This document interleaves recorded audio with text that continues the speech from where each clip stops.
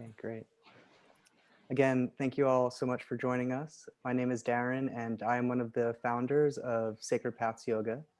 And we're honored today to have the opportunity to host space for our guests, Yoli Maye, Sashi Mair, and Tyrone Beverly. And this is a space for us to hold a conversation on race and social justice within the yoga community. And we're going to have an opportunity to learn a bit more about each of our guests by hearing about their own journey with yoga before we begin to move into a discussion on yoga, race, and social justice. And then we do hope that there's some time at the end that we can open up for a few questions if there's some sharing that wants to happen. First, we just wanted to share that we have been faced with this realization that we can always do better and we can always do more. And we really believe that this is the essence of the spiritual practitioner, to continue to question and continue to refine our practices and refine our awarenesses, which led us to the question of how, how do we contribute to the energy of social justice that is extremely powerful in this specific moment in time? And I think a lot of us can feel that energy and that shift. So how to continue along that path? And the first thing that we really learned was that the first step is to really listen. How can we possibly be of service if we aren't able to open up space for listening? And our facilitators here at Sacred Paths were all very vocal about the need to have space for conversation. And I really thank our facilitators for helping to take the initiative and the energy of moving this idea forward, of having space to be heard. This kind of brought us into our second realization, which was the importance of community. And how can we continue the conversation into the community of our friends and our family? The community, in essence, is how we show up to support each other. And we are talking now a bit about how we function as a community, as a city, as a state, as a country, and how we actually live as humans. And we plainly see that the issues regarding race and social justice are institutionalized into the system of our greater society. And so one thing that came up in a recent Yoga Alliance community talk was the importance of supporting those that are already working on social justice in their community. And so with that opening, with that intro, we humbly offer this platform to Yoli Maye, Ian Sashi Mair, and Tyrone Beverly. And we would like, if Sashi, if you can hear me okay, if you wouldn't mind just opening the space for this conversation for us all.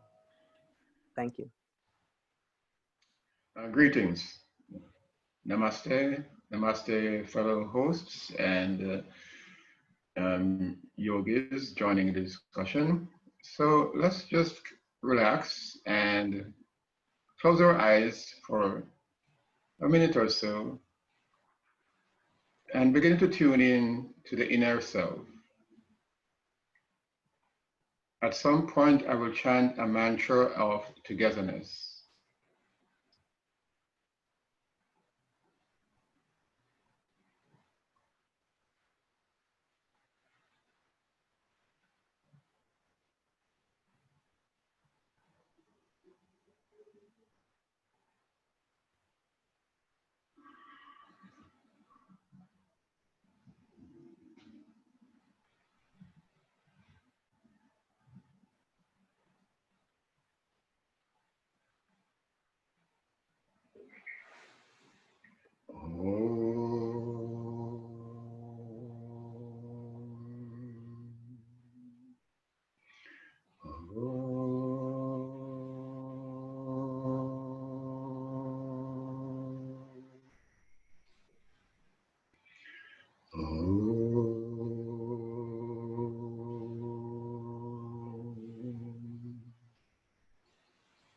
Sahanau Bhavatu, Sahanau Bhunaktu, Sahaviryam Karavahavahai, Tejasvina Vaditamastu, Mavid Vishavahai. Om Shanti, Shanti, Shanti. Om.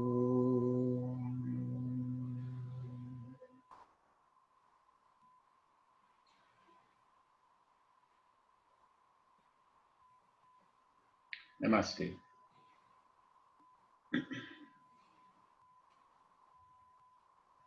Namaste. So, Darren, we may begin.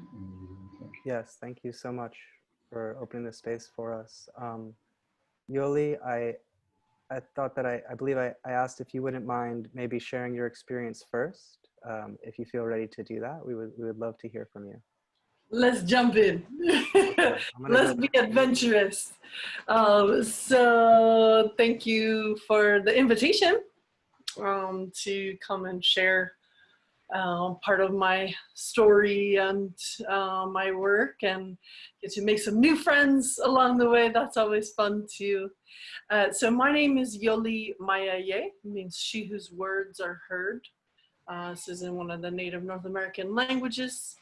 I don't do anything without first acknowledging the ancestors, guides, protector deities, honoring the spirits of the land where I'm seated today in Evanston, Illinois, just north of Chicago. This is the land of the Sauk and Fox and Potawatomi peoples, Chicago, the big stink, this marshland here that we all reside on.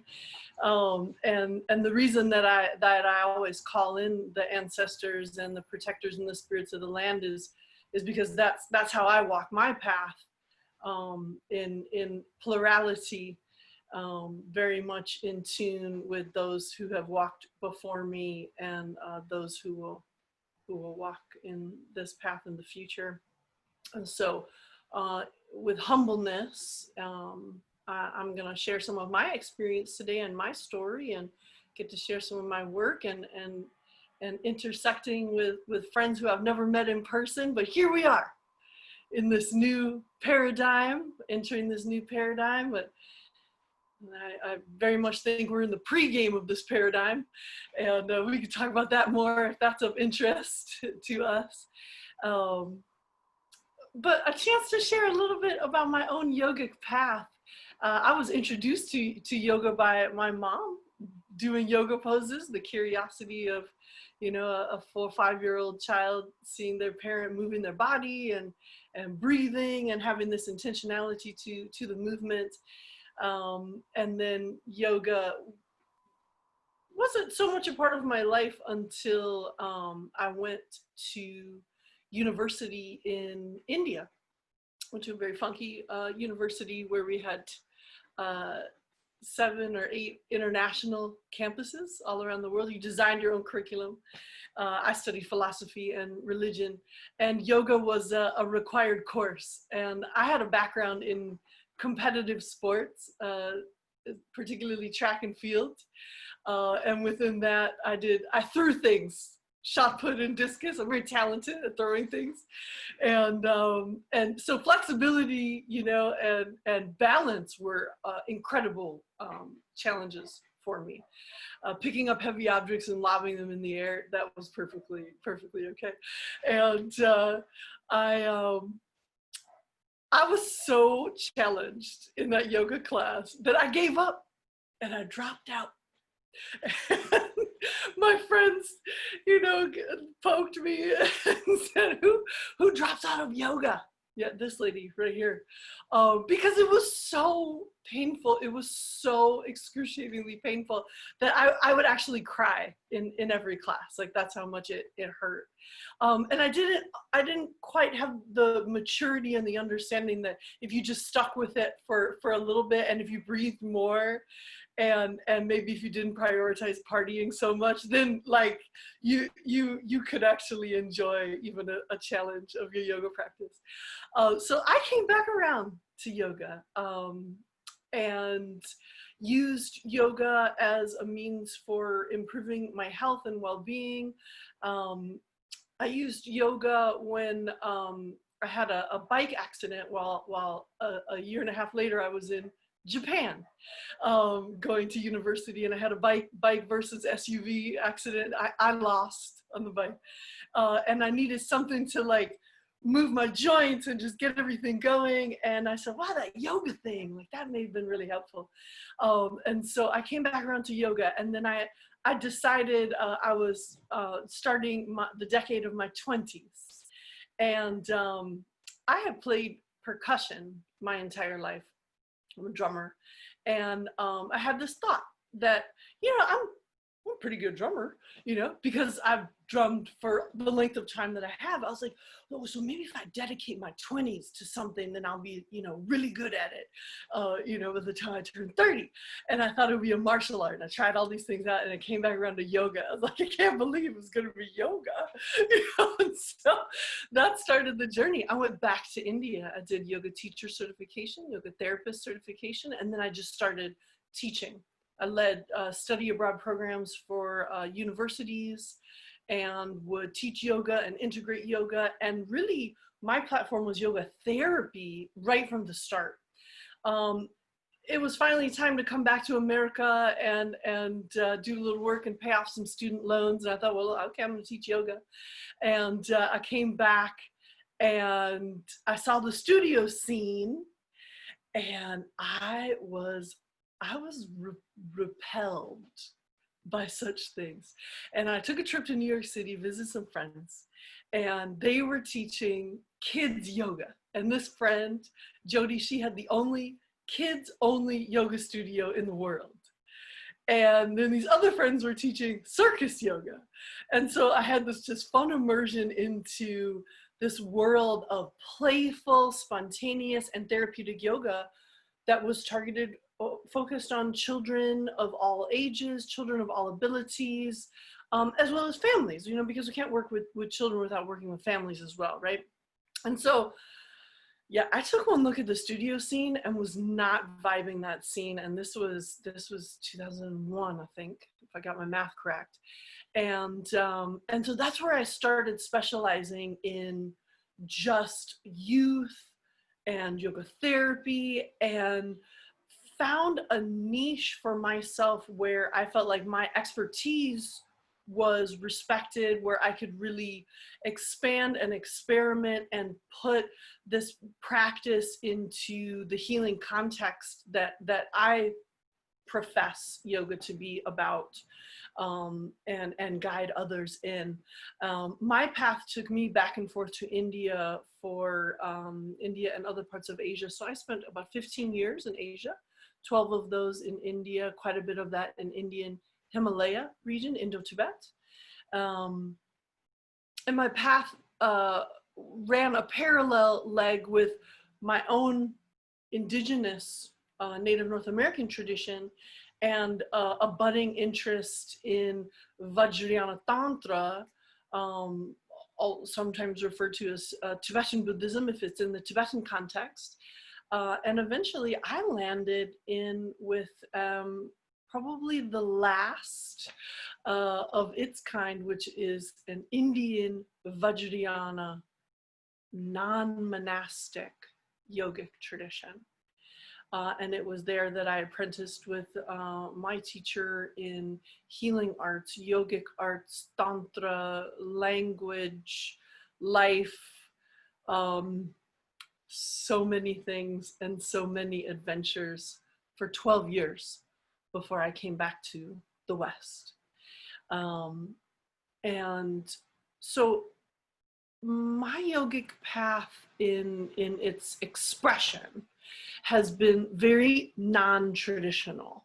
I never found a home in the studio, whether it was the commercialization, capitalistic system, or just the fact that my body presents in the way that it does in its imagery, and that's not what is centered, particularly in the Western yoga world, as a person of color, as a person who is not a size 0, But as, you know, a 6'1" person who loves to throw heavy things, you know, and loves martial arts and, you know, and circus and play. And I just basically blazed my own trail through the yoga scene.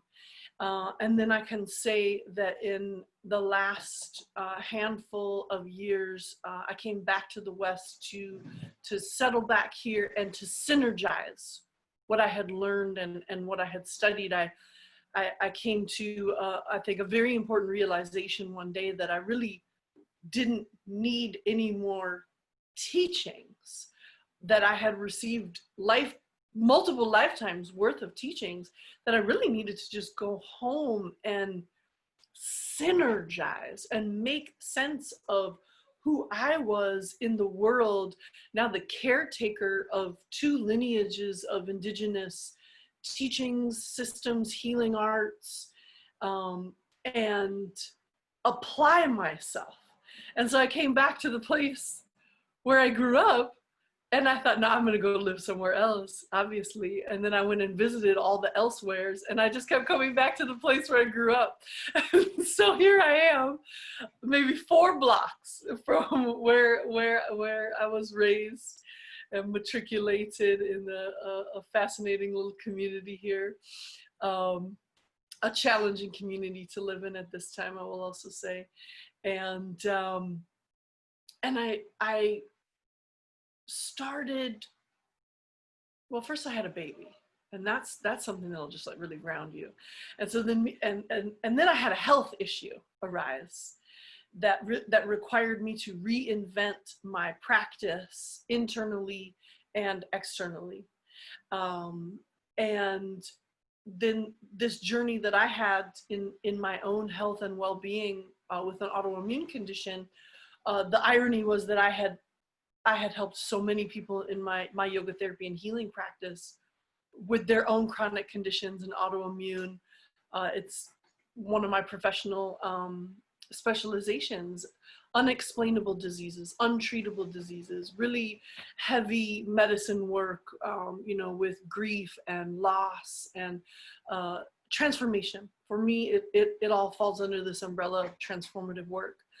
But really, what I also needed to do was just simply get the lay of the land. Like, where were people at the time? Where was the industry, and how could I best apply myself? And I still really felt like the studio was not the space for me, and what could happen. And in the last couple of years, I applied myself in community organizing, social justice work, and bringing together these toolkits in healing justice and social justice and transformational justice, restorative justice, and seeing that yoga, meditation, these are extremely important tools that we have to do this work with, except that they needed to be decolonized and liberated from the systems that are choking them and preventing voices, marginalized voices, from having any centered space whatsoever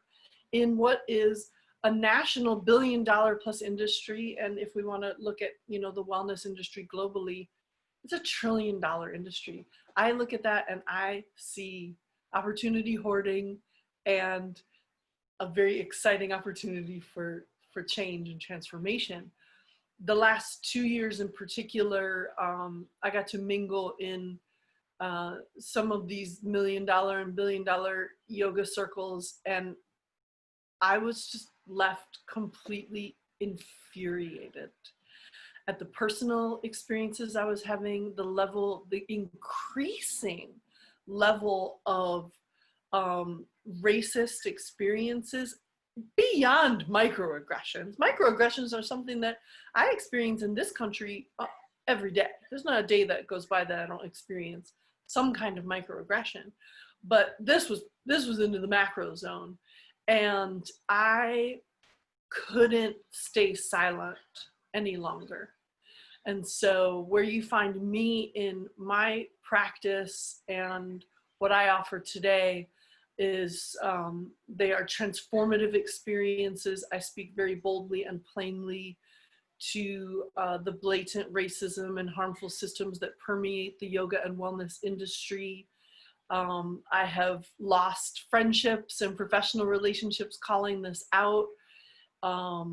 And it's a very exciting day in some senses where we have all arrived, that we're willing to host this conversation for the purposes of learning and transforming. So I believe yoga to be such an incredible part of this work, but only in its liberated form, and not in its liberated form. It is spiritual bypass and gaslighting and self-hypnosis and false ascension.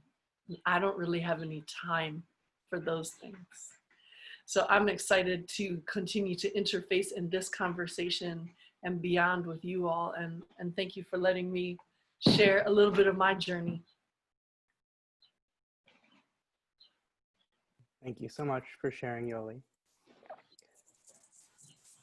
Shashi, are you available to go up next?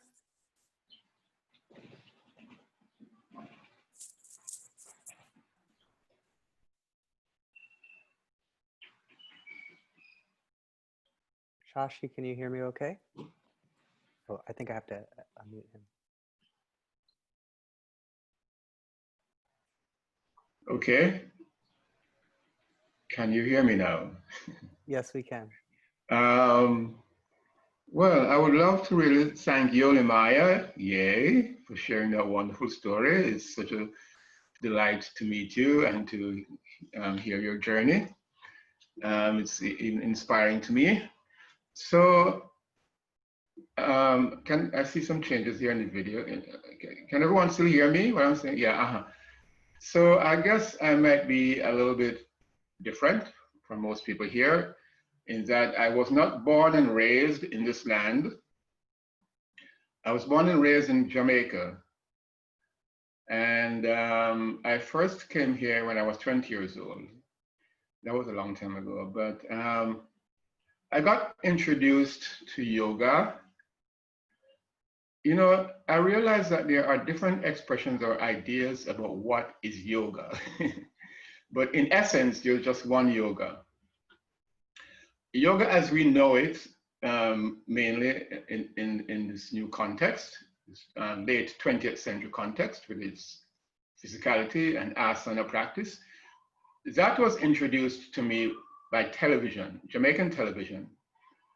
I was in my teens and we had one television station, black and white, came on 2 p.m. in the afternoon and signed off at 11. We had like 85% foreign programs. And there was somebody obviously in charge of selecting from the thousands of programs from America or Britain or wherever we got the programs from, chose a PBS half-hour public television yoga program presented by this man called Richard Hittelman. And the moment I saw this thing on a Wednesday evening on the television, at 15 or so, I was immediately drawn to it, to the exercises that he was demonstrating with the help of someone else. And I would tune in religiously every Wednesday evening to see this television program for half an hour. And then shortly after that, I lived in a little rural town with a supermarket and a little bookshelf, which was supposed to be some kind of a bookstore in the supermarket. And of all the millions of books in the world that they could have chosen to put in there, there was Richard Hittelman's 28-day yoga exercise plan book there. And I was about 15, 16, and I asked my mom to buy me the book, and she bought me the book. So that was my first introduction to yoga. I would try to practice as much as possible from that book. A couple years later, we moved to Kingston, the capital, and I started doing Transcendental Meditation. I was initiated into Transcendental Meditation by a Chinese Jamaican who had been studying in the US and had learned how to transfer the technique to students. And I was initiated in Transcendental Meditation at 18. I always had this natural inclination for things strange, asking all the questions that could not be answered. I grew up in a Christian home, I would say very conservative parents. And so, you know, doing the good things in life to be good citizens, but I always had questions. I had spiritual questions, I had social questions, I had political questions that I guess I was not supposed to be asking because I was supposed to be just moving along with everyone else. But anyway, so I started reading Iyengar's Light on Yoga when I was at that age. And just the interest that just kept growing throughout my life. I always had a balance between the asana practice, the physicality, and the spiritual, philosophical aspect of yoga. I never lost that balance in my own personal realization, in my own personal practice, and in the way that I teach.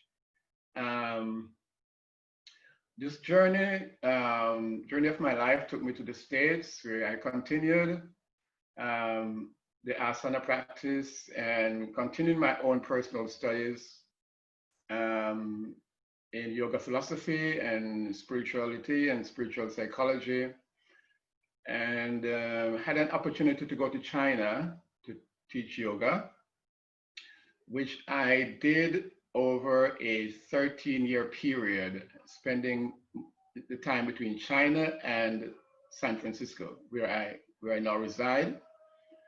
That was quite an amazing cross-cultural experience for me.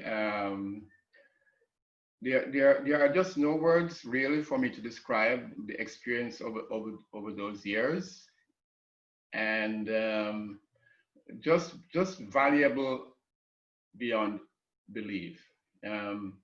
Part of my work here in San Francisco Bay Area was working with Nairoga Institute, which is a nonprofit that was set up to introduce yoga to the underserved, especially quote unquote people of color. So I served with them for 3 years, teaching in their yoga teacher program. This gave me a chance to be introduced to the African American yoga community in this area, and to teach in the juvenile centers, to teach in the drug rehab centers, to teach in cancer recovery hospitals, and these kind of situations where you would not find quote unquote yoga classes, so to speak. And all of this time in San Francisco, I have been involved in a spiritual community of the Yoga Society of San Francisco, which was founded about 50 years ago by Sri Brahmananda Saraswati, whom I regard as my guru. His teachings resonate deeply with me, with my own indigenous spiritual philosophy, which is Rastafari. I find much in the deep study of yoga philosophy and yoga psychology that resonates in my indigenous spiritual philosophy. And the more I study into these texts, like the Bhagavad Gita or the Yoga Sutras or the Hatha Yoga Pradipika or the Upanishads or all of these Sanskrit texts, which I study directly through the Sanskrit, I feel deeper and deeper connection with my own indigenous spiritual philosophy. And so I continue this study and I continue this teaching wherever I go. I have studied Chinese medicine. I applied Chinese medicine techniques in the way I teach yoga, in the way that I adjust students in my own personal life.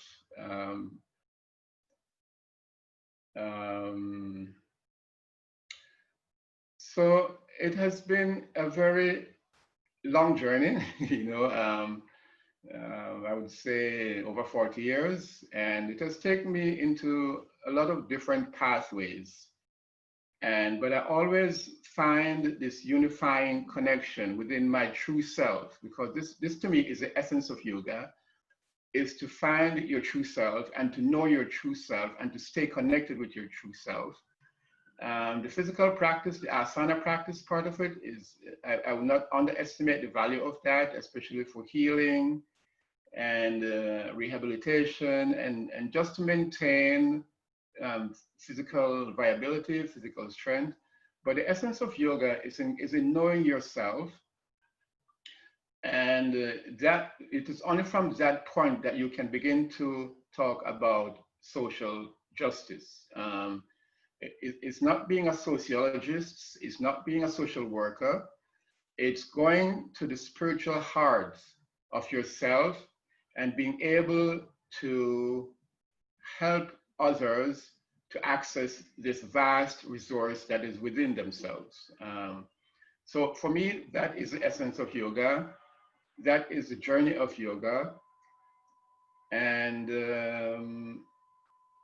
that is how I teach, I learn, that is how I share from that perspective. Thank you.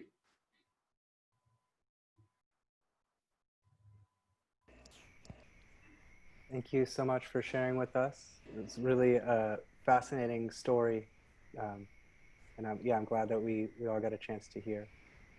You guys can hear me okay, I think, right? Yeah. All right, Tyrone, you've been so patient. Thank you. We'd love to hear from you. When you're ready, I'll mute myself and try to spotlight your video. I just want to say thank you for having me. Thank you all for listening. And like the speaker said before me, there's some similarities there, taking a unique path and doing things probably a little different from what people are normally used to. For me, I think it started when I was in high school. I had a critique of the curriculum systems. What we were learning, I felt like we were being miseducated. We were being conditioned to assimilate to a system that is oppressing us. And I had a lot of questions around what we were learning and why we were learning it. And at that time, I started thinking about the human potential. And the only person I've ever seen in styles and modalities that really resonated with me was people in the martial arts field. So for me, I was really interested in learning how to optimize my overall human potential. And I seen this guy named Bruce Lee and a lot of the other martial arts. And Bruce Lee used to have some really powerful philosophies just growing up watching him and just seeing some of the context that he would bring to the stage and talking about the art of fighting without fighting. I grew up in an environment where there was a lot of fighting, there was a lot of murder, there was a lot of people losing their lives. And I felt like those things could be prevented if we were educated differently, if we were in an environment where we weren't under attack by a system that says they're here to protect us. And those are the questions that I wanted answered. And I felt like you had to take it inward because the environment that you were in will swallow you alive if you are not sound in your mind. And when Bruce Lee started talking about the art of fighting without fighting, that resonated with me. And I was interested in some of the philosophies he brought to the table. So it started for me looking for a Bruce Lee tape at a Blockbuster. I was asking the cashier, like, hey, do you have any Bruce Lee training videos? And she was like, I'm sorry, sir, we don't have anything quite like that, but we do have this yoga video. And I was like, what's that? I had no idea what yoga was. The only time I've ever heard the word yoga was in the video game Street Fighter. So I didn't really have any context for what yoga was at the time. And it was on sale, so I said, all right, I'll buy it. It was a Patricia Walden video, VHS. And I took it home, and I have a background in playing sports. I played football and played basketball. And when I got home, I put the VH in and started practicing, and I was sweating like crazy. I was like, whoa, this is some powerful stuff. And I was shaking, and I couldn't really finish. I couldn't finish. I was like, I'm going to try this again tomorrow. But then from that point on, I fell in love with the practice, the asana practice. And I started practicing every day. And I worked at a health club at the time. And on my breaks, I would practice. And people would walk by and they would see me. And then eventually somebody said, hey, man, do you mind if I join you? And I was like, hey, man, I got these tapes at the house. I really don't know what I'm doing. I'm just following what I learned from the tapes. And he was like, if you don't mind, you look like you know what you're doing to me. If you don't mind, I would love to join you. So we started practicing consistently. He would come, and then other people seen us practice and they joined in, until eventually it was like a group of people we would always meet on my break and people would join in. So it was something I never really pursued until the manager said, you know, you have like a following without having a class. You know, you can actually be getting paid for what you're doing. I was like, I never really considered it. So I went and got trained, and she said, you know, if you get trained up, we'll give you a class. So I went and did that, and I got a class, and it was a shorter class, and it was pretty small at the time. And then the class just began to expand. And there was some interesting things that were taking place. And there was a lady who came into the class one time, and she looked me up and down, and she says, "Excuse me, sir, are you the instructor?" And I said, "Yes, ma'am, I am." And then she looked, and then she proceeded to walk out the class. And at the time, I had a real big afro. So I walked in the class, you know, with my afro and just my presence. I don't know what it was, but she walked out. And eventually she came back and she apologized, and she talked about her own upbringing and said she grew up in a racist environment. She'd never seen anyone that looked like me teaching this kind of class, and she felt uncomfortable. And she continued to keep coming back, and we built a relationship. And I think that was a seed that was planted in me to do additional work that needed to be done in our society. But one thing that I feel like she helped me out with is she came back, and I knew what her reason was for leaving, and I didn't have to assume why she left. Because if she'd have left and never came back, I would have been filled with many assumptions, like, oh, maybe there was this reason, or maybe this was the reason, or maybe this was the reason. But she came back and she told me why. And I appreciate her for that, because that takes a lot of strength. That takes a lot of courage to tell your truth, to talk about how you were raised and what kind of environment you were in. So that just planted the seed for me. And then I started teaching in different places. I got invited to teach all over. And I started going into boys' homes, girls' homes, correctional facilities. And eventually I started working with probation, people who were on probation, people who were struggling with addictions, and just teaching with a variety of group of people. And for me, it was really about just the people. It wasn't about a potential demographic, like, okay, this is the demographic you need to be working with. It was really just working with people, because people have issues, and let's work through the issues as a collective. So those are the things that I was working on, is just how can we improve our overall lived condition, because I feel like we've been conditioned in a way that makes us sick. It makes us sick socially, it makes us sick mentally, it makes us sick physically, because we've been miseducated our whole lives. We've been taught how to divide. When I looked at the sports teams that I was playing for, we would always have a rival, and they would always pin us against each other. And you see this parent going against this parent. You see people screaming and people fighting over a game. And that's how we divide in our cities. That's how we divide in our states. That's how we divide in our countries. That's how we divide with our skin tones. And everything that we learn is how to divide each other and build barriers against each other. So I felt like that is a huge problem, and that's the problem that's perpetuating everything that we're facing today, is because these are the tools that we learned since we were first educated, is how to go against someone else and how to call out their problems and not see us as a human body, a human collective that's trying to reach our potential. So I started doing work in the parks and having classes and having conversations and just doing work with just living my life. It really wasn't a work. It wasn't really programming. It was just, this is a lifestyle that we need to embody every single day in every single conversation and all the things that we do. And eventually I started an organization called I'm Unique, and we focused on the same work. As we have a yoga tour that we call the Illustrating Union Yoga Tour. And starting a nonprofit, you know, there's a lot of red tape that comes along with that. People tell you you need to have a particular demographic, and they say, hey, are you working with the disadvantaged, the underprivileged, the at risk? And I'm saying, absolutely not. That's not what we're doing. We're working with human beings. We're working with people. And a lot of the funders would say, well, that's not something we're interested in funding, because we want to focus on a particular demographic. And earlier on, no one would fund us. And the funny thing is we continue to keep inviting people from different walks of life, people who had a lot of money, people who didn't have money, gang members, people who were selling drugs, people who had $1 million in their pocket would come. So we had a variety of different people who would come into the practice. And what they found is the people who didn't have and the people who had started building relationships. People who had companies were hiring people from the class that they met in an asana practice. So you start seeing this is the way society should be designed.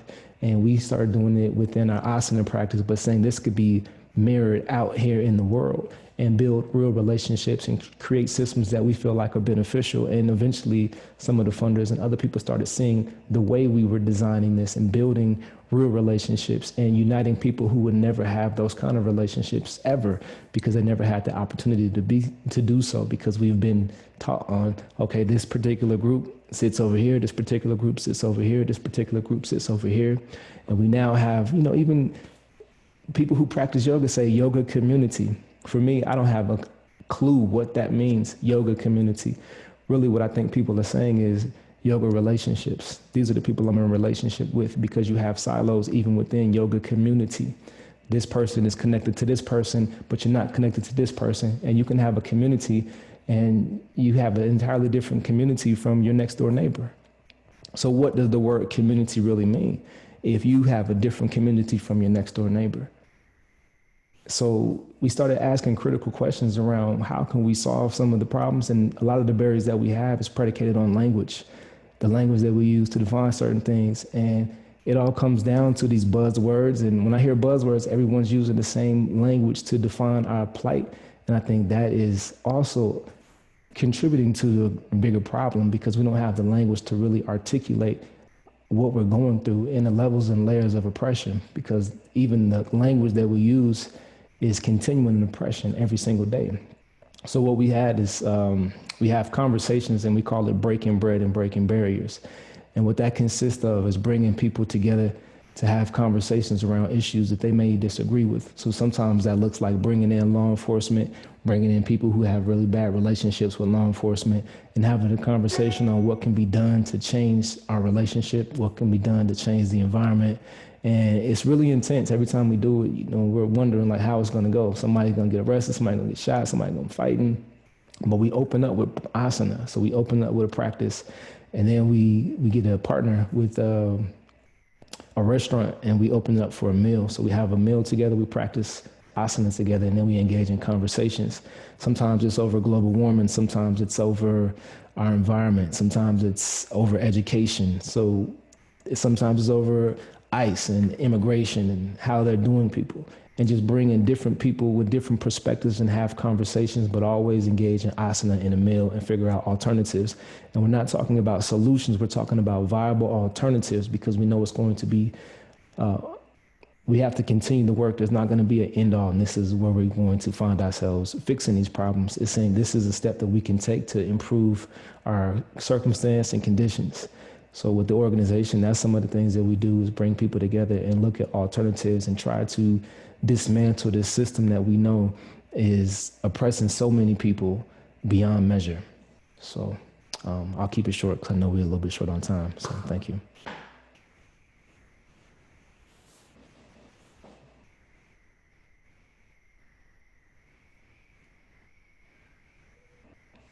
Thank you so much, Tyrone, for sharing. I really, one of the things that did inspire this talk was the Yoga Alliance meeting, that group that you had participated in, and there's some things that you said in there that really resonated with me, the whole story. But sometime we have to catch up on some certain little things about school and stuff like that, because that's something that really resonated with my experience in school. Not really feeling like it was a place for real learning. So Yoli, we wanted to pass it back to you to begin to share a bit more about whatever really wants to come up with you, maybe ways that we can start to shift the energy even more, or whatever parts you want to start with. So I'm gonna come back to you, Yoli. Give me 1 second.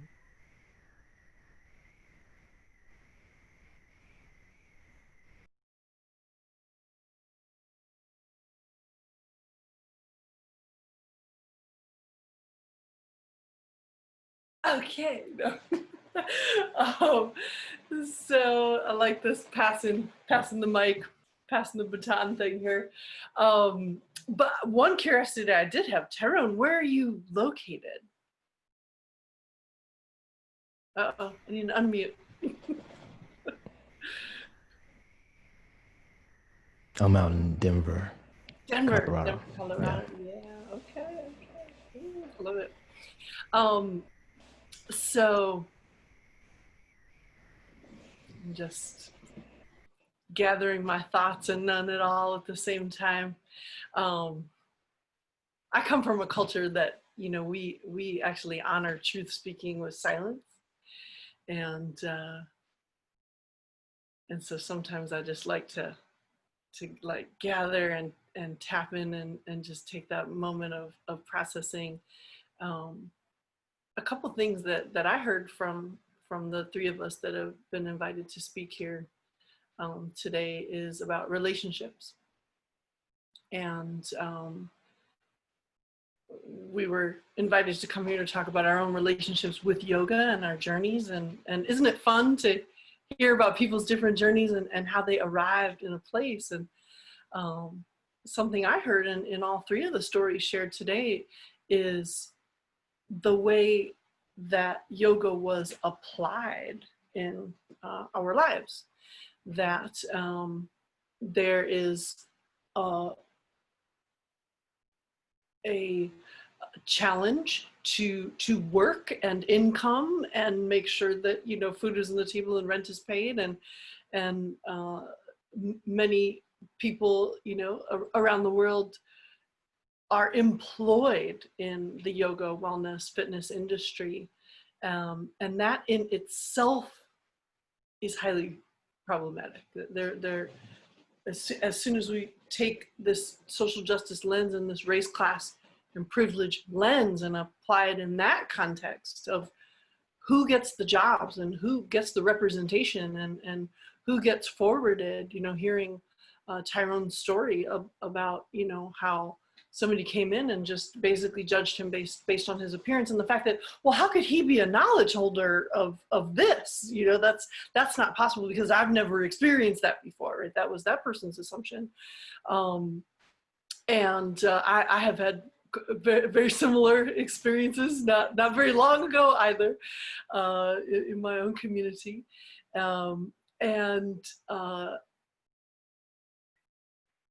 So that's like one piece that I heard. And then this really important piece that I want to highlight that I heard was about like gaining the knowledge, practicing, having an internalized experience, and then turning right around and sharing in your community, right? So sometimes there's this challenge of, I'm a yoga teacher and I need to survive, but I'm not really given the opportunities to have the big classes or the best times, you know, or invited in to teach on the teacher training, you know, or given an advantage.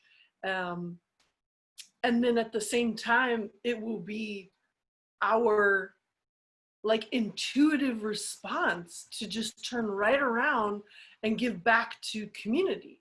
So one of the projects that we started here in Chicago, we call it the Socially Engaged Yoga Network.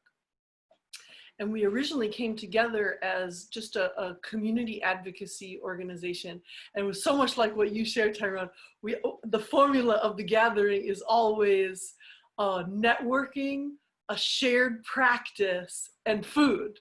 And we do our food as a potluck, because have you ever noticed that yogis have the best potlucks? You know, always turn it out, and there's always food for like however you eat, you know, side note.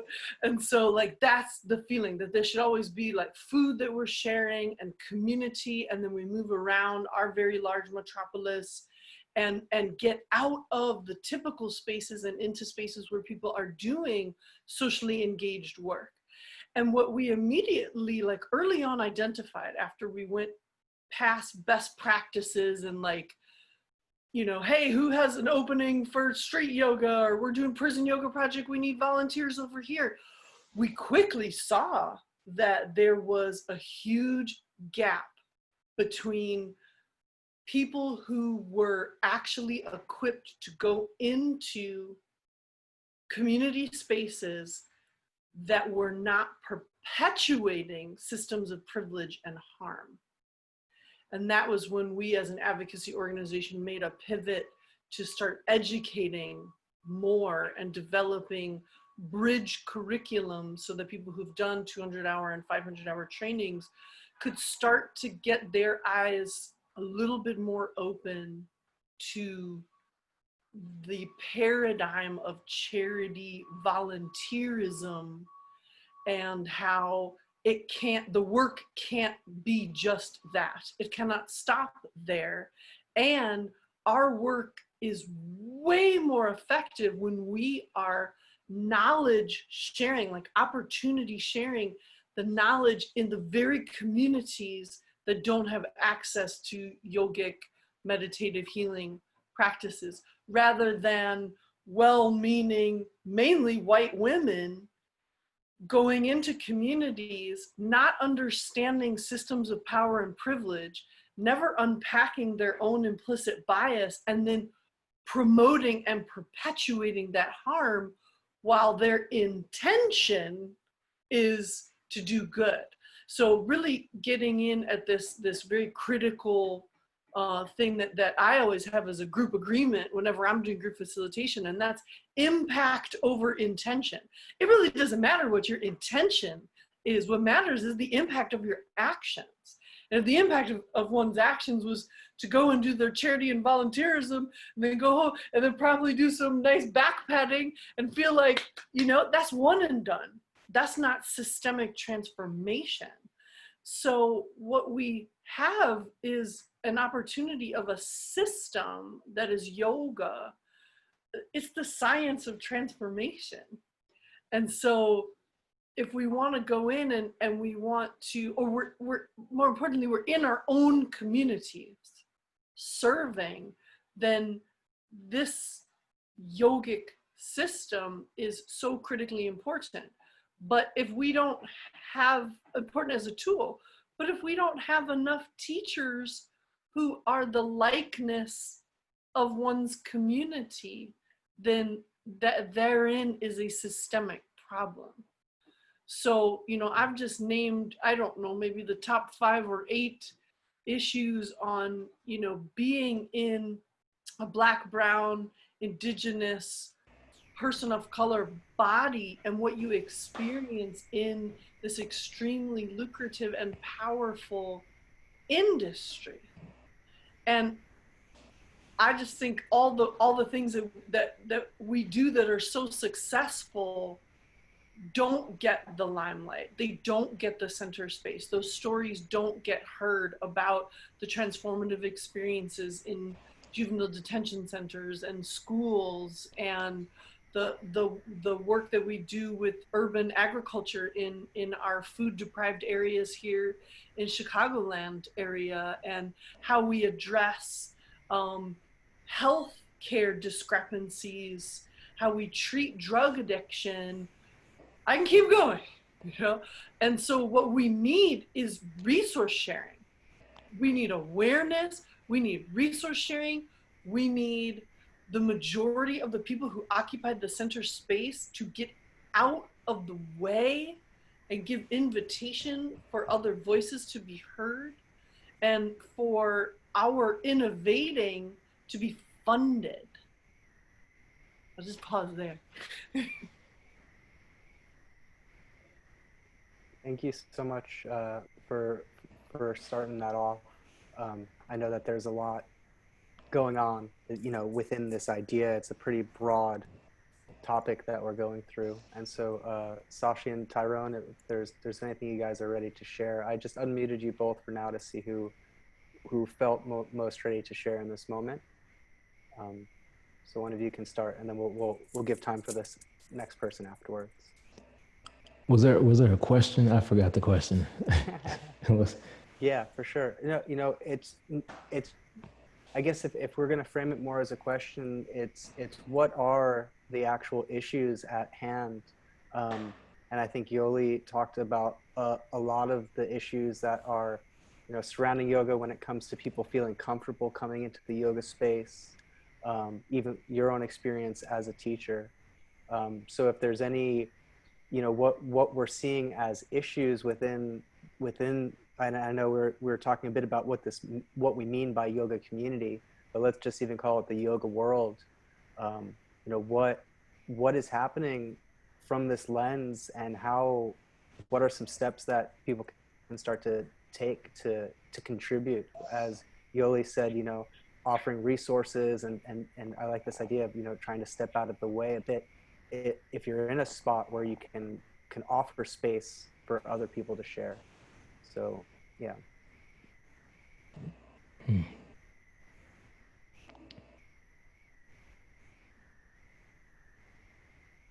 I don't know if you was about to say something, Sashi.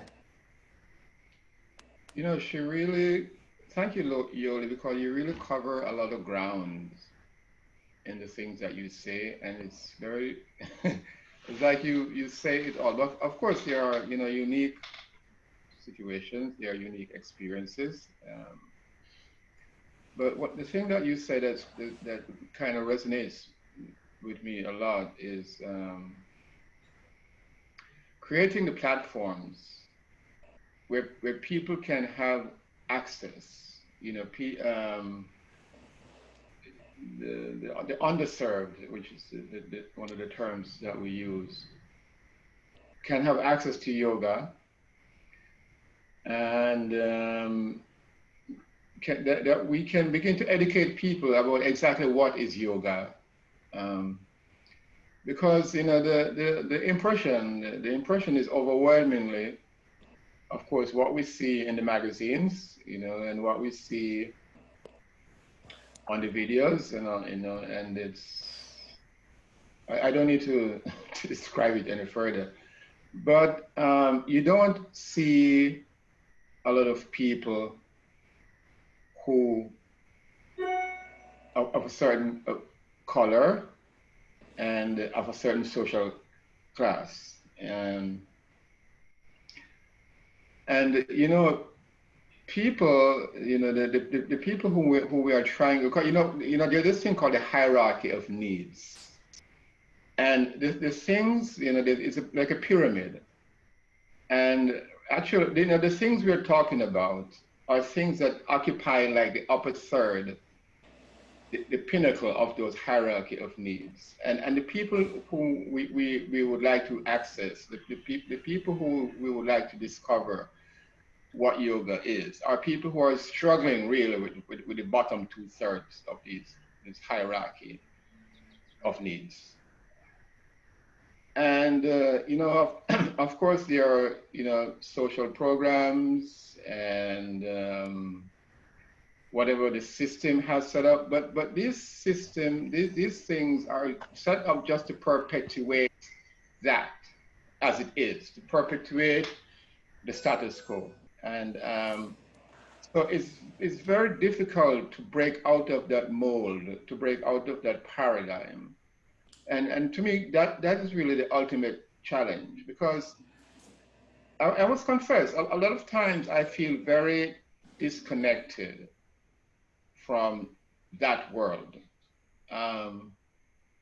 For some reason or the other, I've never been a very rich person, but I've always been a very privileged person, and even more privileged than rich people, you know?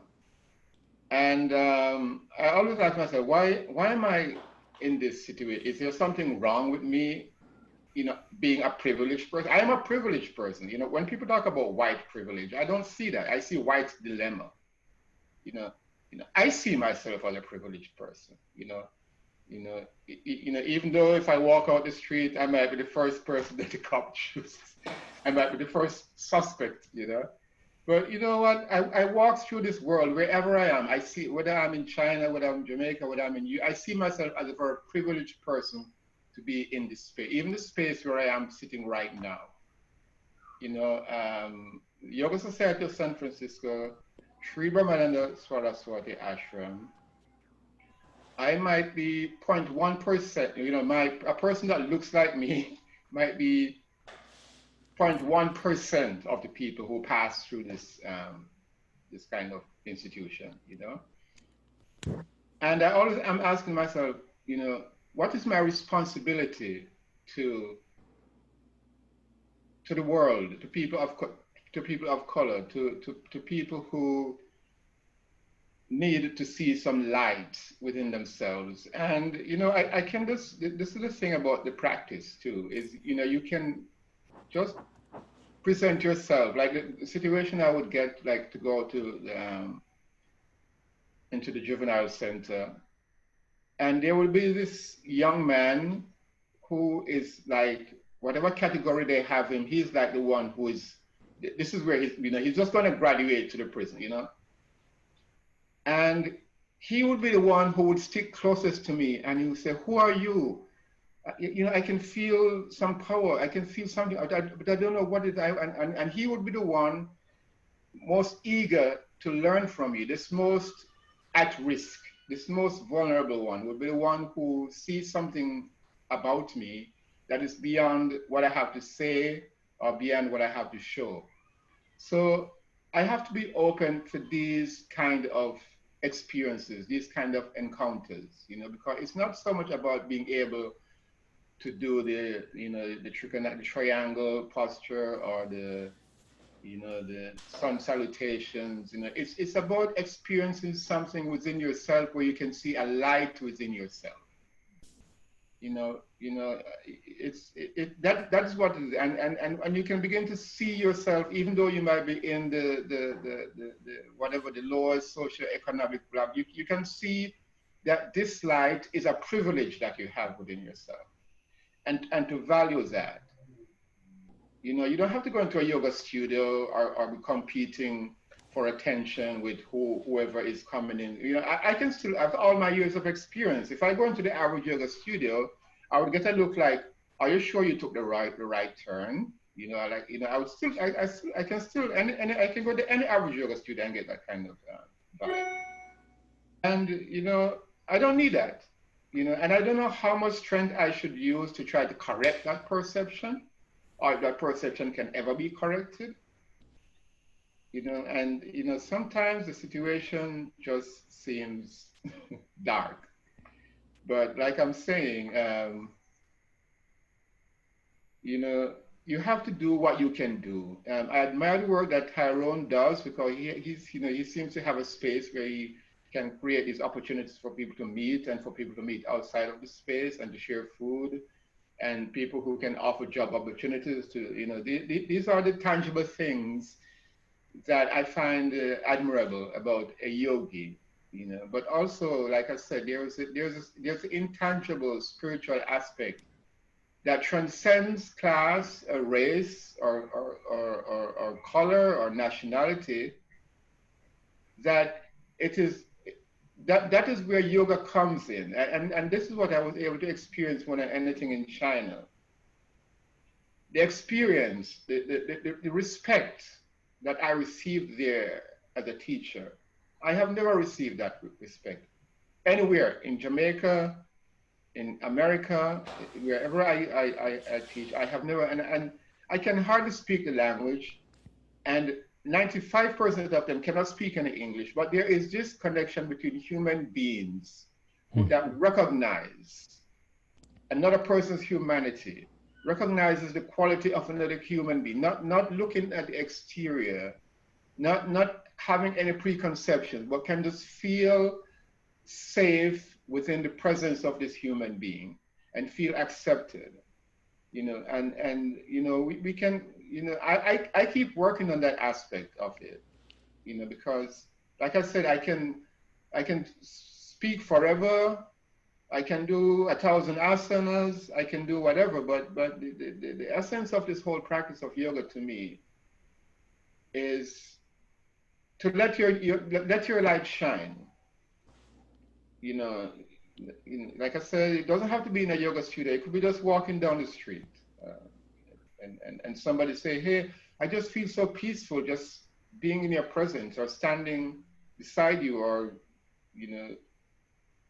this kind of potential, cultivating this potential.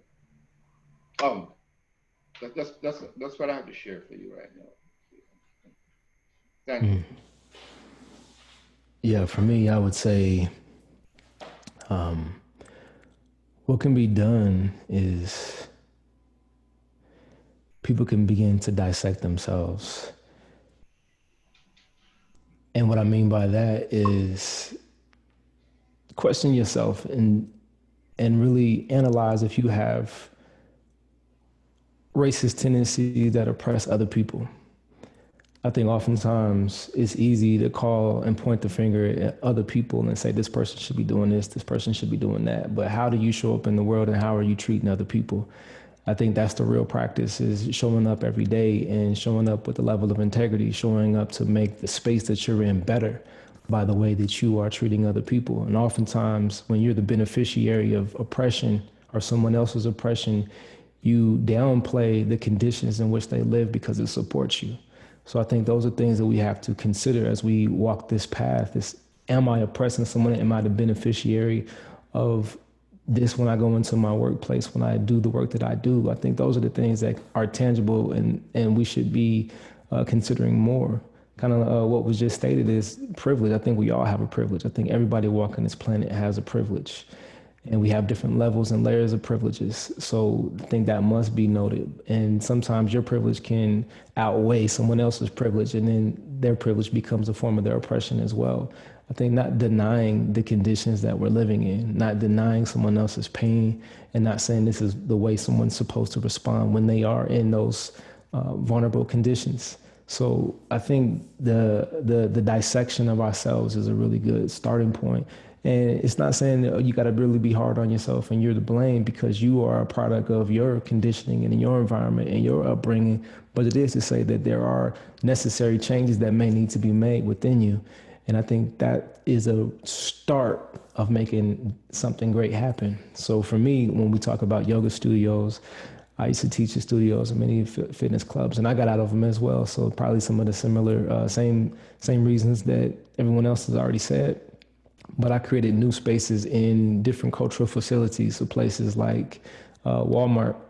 So we had asana practice inside of Walmart. They clear out 2,000 square feet of clothing racks, and we will practice an asana right there in the store, and then have a cooking class. So show people this is how you can prepare a meal, and then have conversation, and then get every employee involved with that process as well. So developing programs within these institutions that people don't like. So at that time, people were like, why are you going to Walmart? I hate Walmart. I hate everything it stands for. Why are you going up in Walmart? And I said, that's more reason to go up in there then, right? And they say, okay, I'll be there. And then they join in as well. So I think that's where change happens, is making effort to make change. And I think that's one thing that we have to consider, is the efforts that we're making every single day. So other places that we go into, zoos and museums and many different cultural facilities open their doors that have space. And most of the time we're in these spaces when they're closed.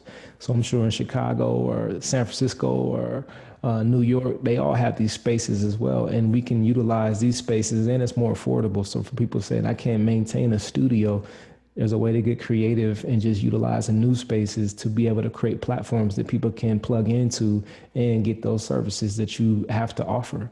So I think just being creative and being open to new opportunities and new possibilities. And I think that's how we reach our potential and keep striving every single day.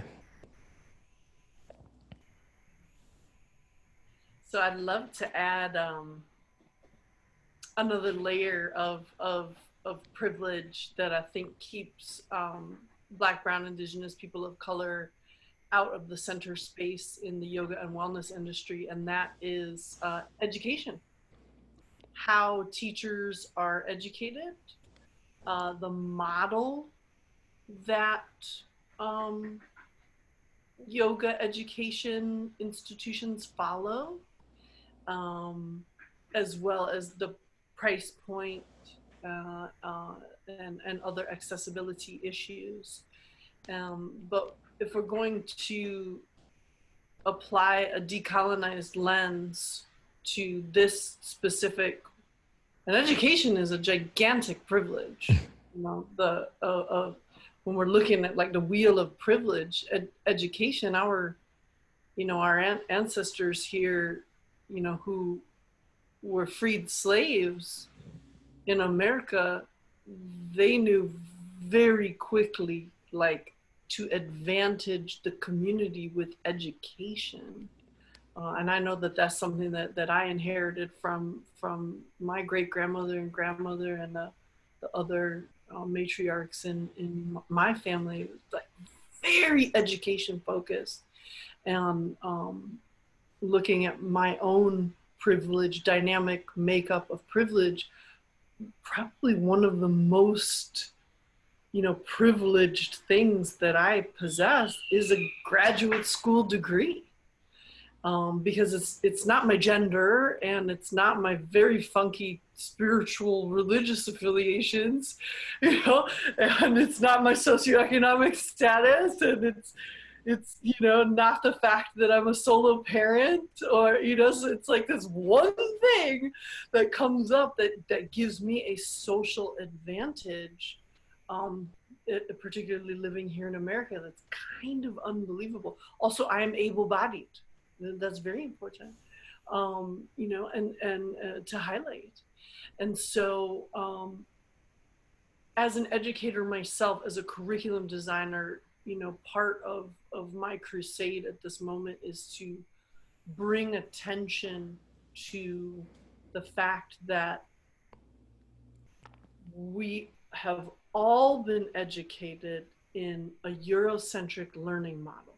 The whole world post-World War II has been educated in a Eurocentric learning model.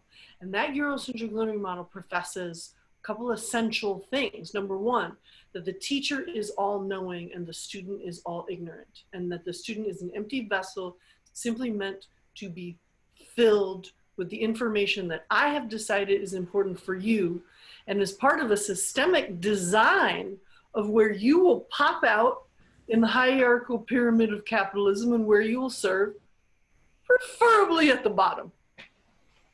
Worker class, worker bees, right?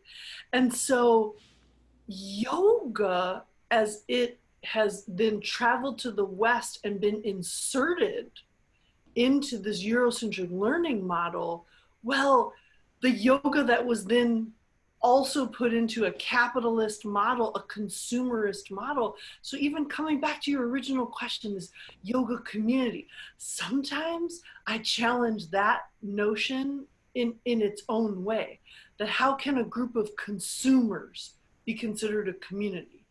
Now, I heard stories and references to yoga communities today in this talk, genuine communities, because they're people who are relating to each other with shared language.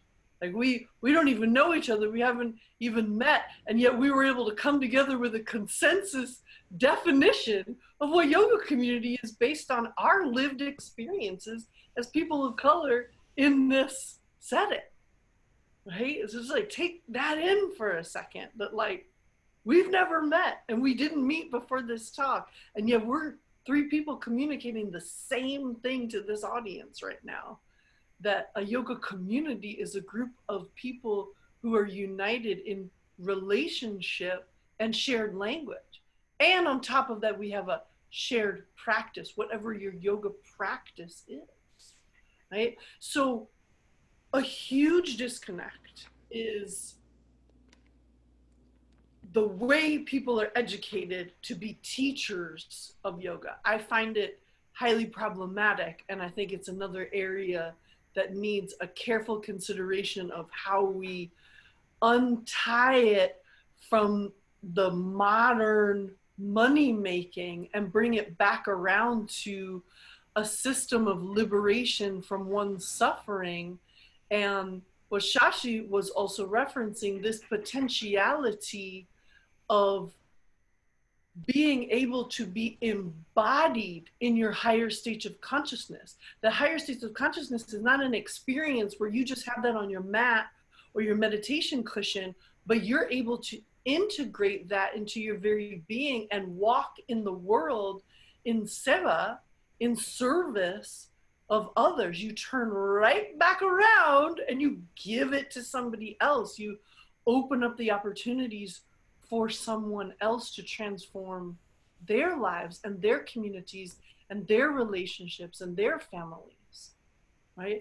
And so the way that the system has taken advantage of those of us that maybe didn't have the financial capability to pay for a yoga teacher training through systems of which are essentially indentured servitude and often border on a type of slavery where you are in a work study or you are, you know, some sort of like volunteer system where you're plugged right back into the hierarchy. Like, yeah, we're going to give you this work study and you're going to work your butt off, and we're going to take advantage of you at the front desk and sweeping and cleaning and, you know, these kind of like pushing down the social advantage. And then on top of that, we're not going to give you any classes to teach. We're not going to give you, you know, we're going to give you this crappy time. Like this is how this system plays out so often for people of color.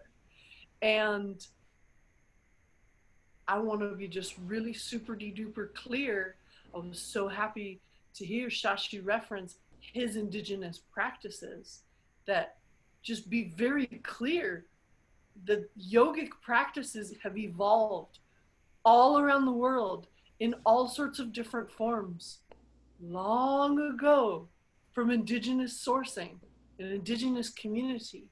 And these are our practices that are being taken and washed and put through the Eurocentric learning model and the capitalist system and a consumerist model, and then handed back to us in a way that we can't relate to culturally on top of all of that. So yeah, I'm throwing out 8,000 things all at once because, you know, while we have your attention, we can just throw it all out there. And so my challenge to anybody listening, you know, to this live or recorded is, how can you do better? How can you transform your yoga institutions, your educational institutions, into a liberated and decolonized version so that we can have these tools in the communities that need them most?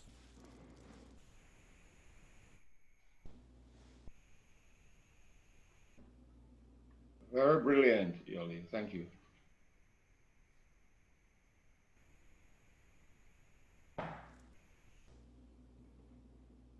Yeah, thank you so much, Yoli.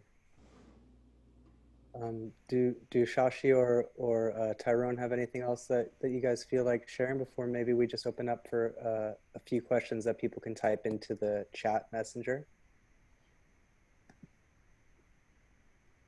Well, I would just like to reinforce a couple of points that Yoli made about, you know, decolonizing and decommercializing this platform that is yoga, and being aware of the fact that yoga is always evolving. That's a wonderful thing about yoga. One of the things I experienced when I was teaching with the African Americans in Oakland is that, you know, there was a resistance, very strong resistance to anything more than just the physical practice. They didn't want to hear anything that this thing related to any form of divinity or any kind of spirituality, because that is just pagan and this and you know, it was a major problem.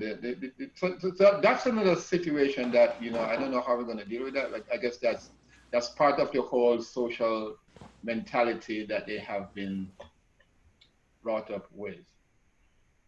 But yoga is not a religion. That's what I'm, you know, I try to, you know, these are many Christian people. I try to tell them that yoga is not a religion.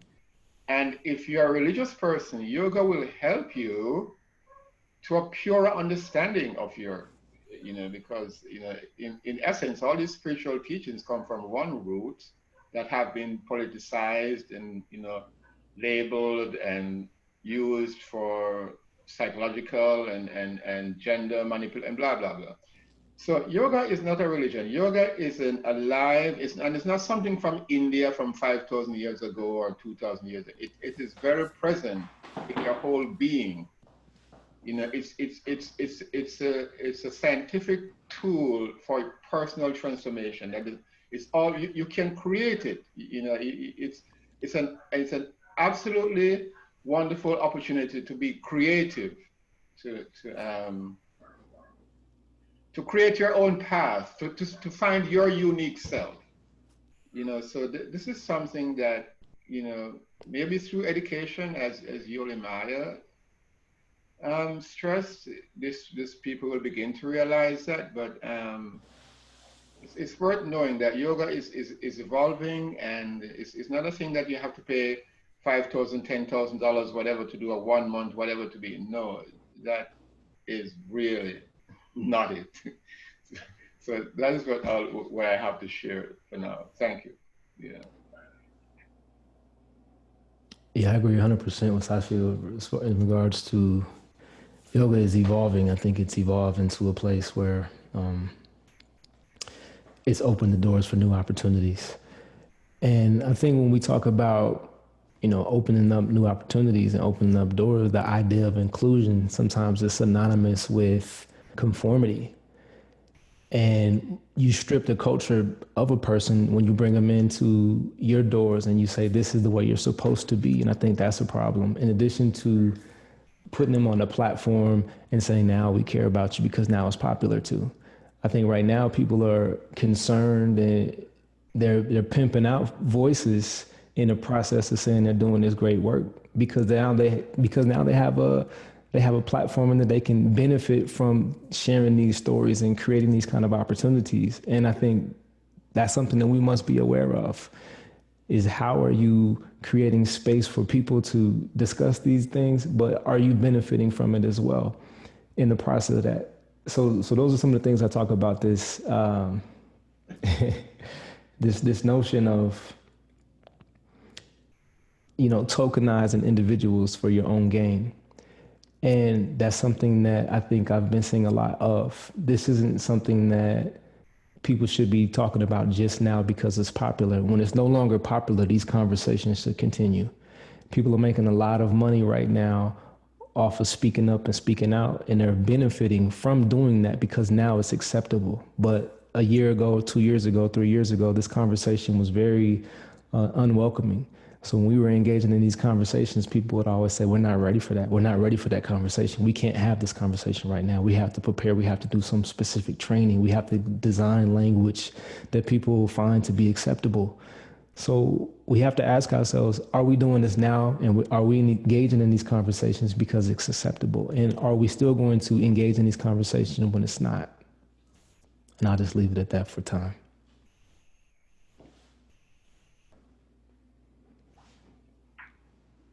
Thank you. That's right. Thank you, Tyrone.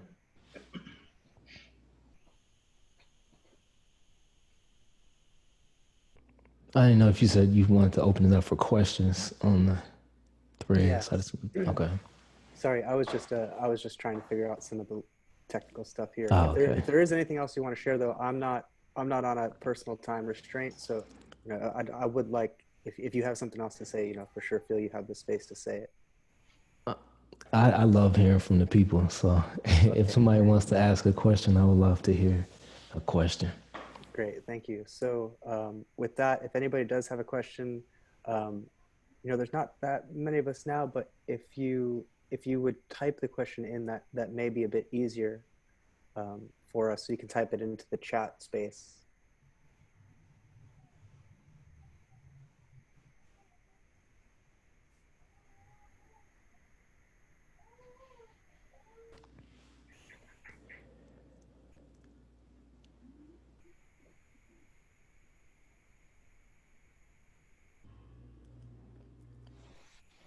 I don't see any messages coming in just yet.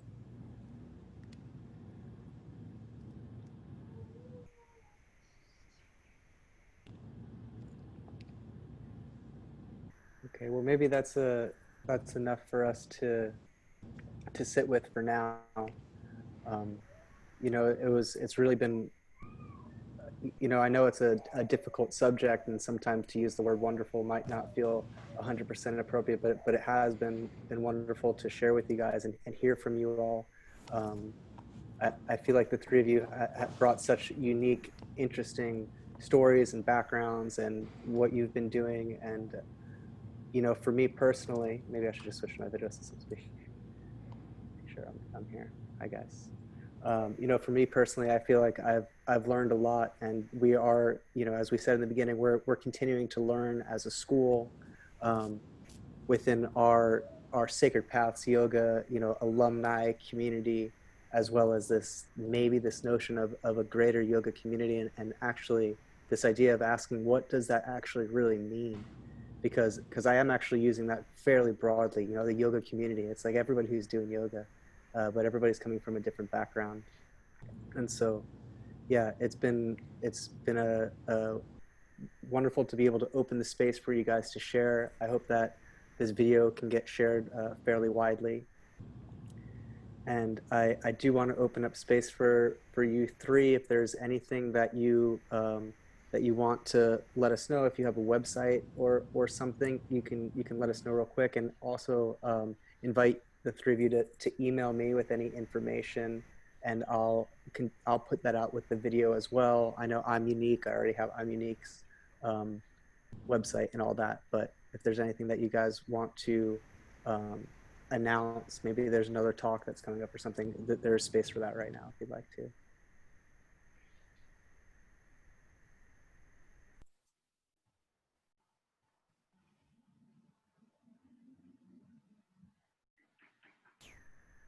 Okay, I'll jump in. You guys have been so generous. Just let me jump in. So I appreciate that. I just retooled my diversity toolkit, which was an in-person bridge curriculum workshop, about 6 hours for yoga teachers, healers, but also like social workers, physical therapists, occupational therapists, doctors of Chinese medicine, that genre of people would come and do this course, sometimes as an ethics continuing education credits course, or just in order to start building that toolkit for doing more responsible engagement. And I retooled that for an online virtual format, and I just decided to change the name today to a decolonization toolkit, and new paradigm. And before this talk, though, I was like, you know what? We need a name change. Like, new paradigm, name change, game change. And so I'll be offering that online as soon as I pull that together, probably like kind of half July to half August. And so I'll put that up on my website, and that's yogawithyoli.com.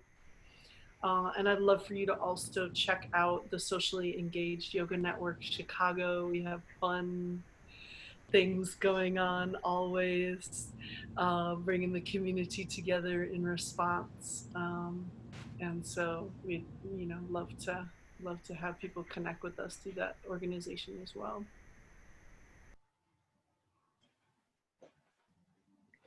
Thank you, Yoli.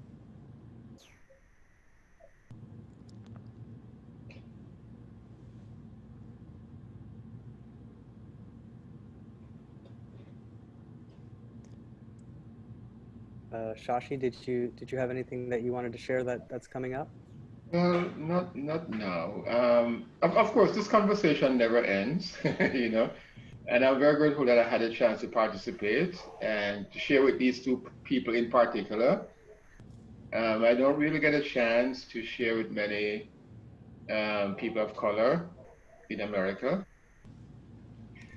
their yoga experience, and so this is very welcome.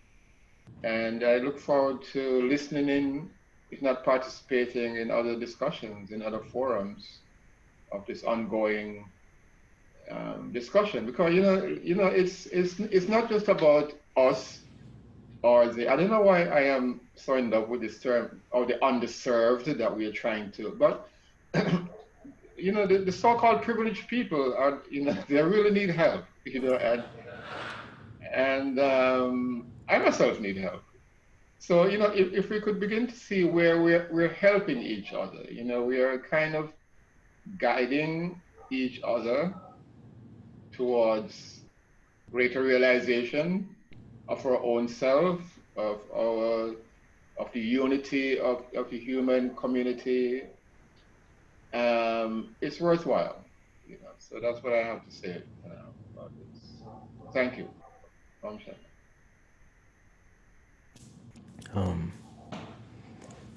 I just want to say thank you for the opportunity. Thank you for doing this work and being interested in engaging in this conversation. And I want to thank Yoli and Sashi for being a part of it as well. And I just like to say, when we're not cultivating our potential, we're neglecting it. And that's something that we should think about in days to come. Let's not neglect our potential, and let's continue to keep putting forth effort to make our lives and those lives around us better. And I think if we can do that, then the world will change for the better, for lack of a better term. And I just think that's what we need in this lifetime. So thank you for listening. Thank you for the opportunity, and continue on. Salute. Oh, an organization. So we do have. So you said you already.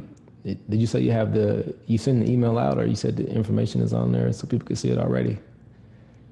No, we'll post something when we post the video, and I'll include your guys' links that you've shared.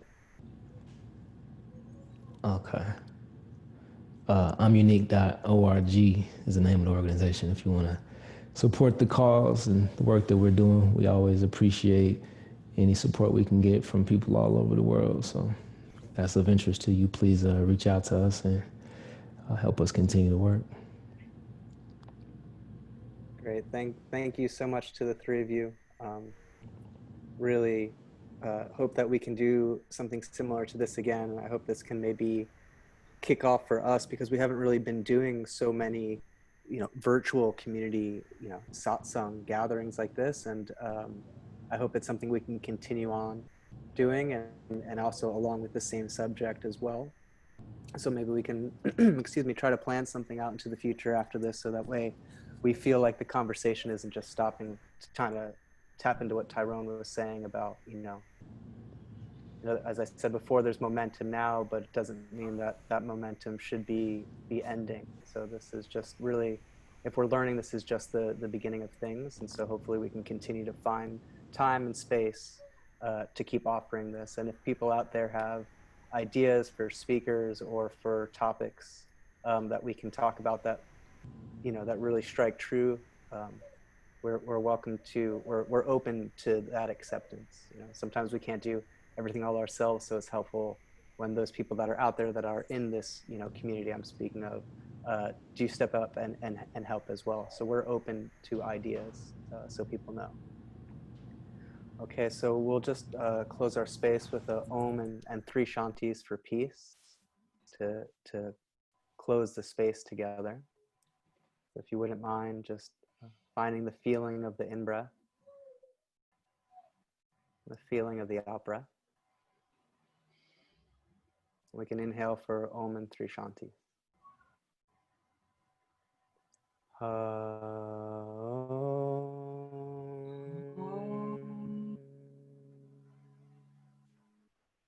Shanti, Shanti, Shanti.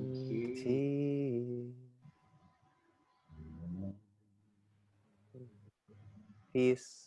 Let the conversation be in peace. Let the peace emanate outwards. The peace internal and external. Thank you all so much for joining us, whether you were speaking or participating by listening. And I hope to speak to everybody soon. Please have a good rest of your day and weekend. Thank you.